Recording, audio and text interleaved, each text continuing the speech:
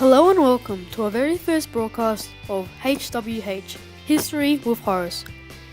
I'm Horace, and today I'll be talking about the man, the myth, the legend, the famous King Arthur of Camelot. Stay tuned for an exclusive interview with King Arthur himself to talk about his life and how he has become the man he is known as today. But first, let's dive into the history behind King Arthur and who exactly he is. It all started one day when the King of Britain, King Uther Pendragon, had fought his last battle and had fallen sick. Soon after, he had proceeded to die, and there was no rightful heir to the throne as King Uther's advisor, Merlin, the wise wizard, had told him to keep his son Arthur as a secret, as a problem arose that there was no next of kin for King Uther Pendragon. The people started to have conflicts about who would become king. And so Merlin had constructed a plan to give King Uther's son Arthur the rightful spot as king.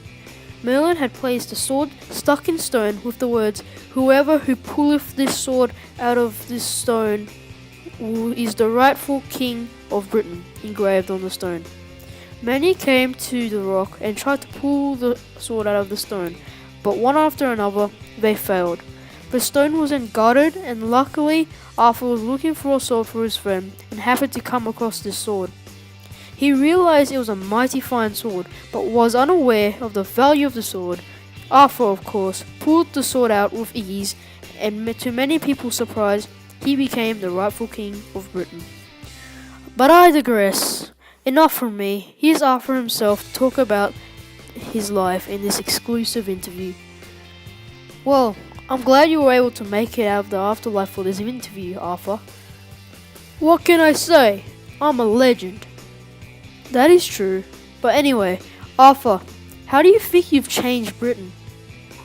Well, that's a pretty open-ended question, but I can say that most of my significance came from the Battle of the Saxons, in which I fought off about 3 consecutive invasions. I fought in battles for Britain and defended Britain from these invaders, from the late 5th century to early 6th century. Wow! Out of those great battles, what do you think was the greatest battle? Haha, I have had many great battles, but one of which was quite the battle. I believe it was the Battle of Mount Badon. An epic battle that was. That was a battle in which halted the Saxons from ever invading the Great Britain ever again. They finally gave up. My sword Excalibur helped me, of course, granting me temporary immortality. But another magnificent battle was the Battle of Camlann, in which I fought my last and ended up here, in the afterlife. Whoa, you do realize that your battles have been very impactful for Britain in this modern day era. There are many stories about you and what you have done. You've made such an impact where hundreds of television shows reimagine your life, and there have been so many theories that some people even think you're a myth. What is television? Is it another word for theatre? If it is, many people just don't realize the more stories you make up of some person, the more it seems like a fairy tale, which I obviously am not. Well, Arthur, it has been a great honor to have you on the broadcast. But I believe that it's all the time we have for today.